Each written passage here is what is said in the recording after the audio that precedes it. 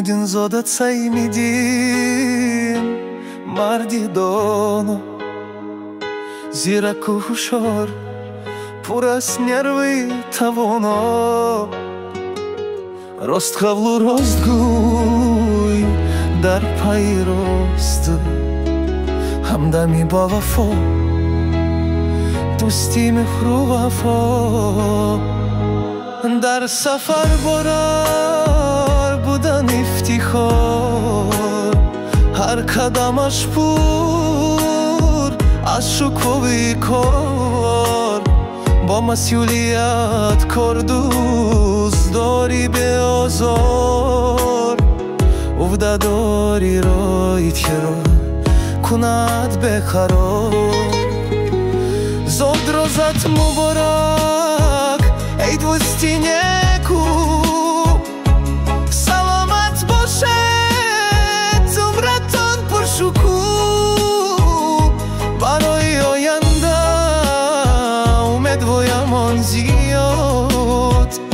راحت رفشن دلت باشد شاد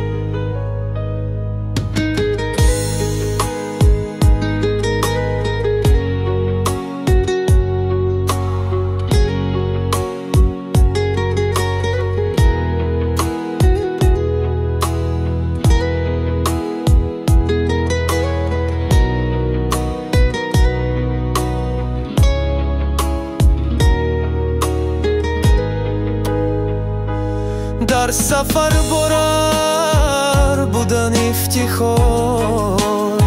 هر قدمش پر از شکوه کار با مسئولیت کار دوست داری به آزار عهده داری رای جو کند بخرار زود روزت مبارک ای دوستی نیکو سلامت باشه عمرتان پرشکوه برای آینده امید و ایمان زیاد راحت رفشن دلت باشد شاد راحت رفشن دلت باشد شاد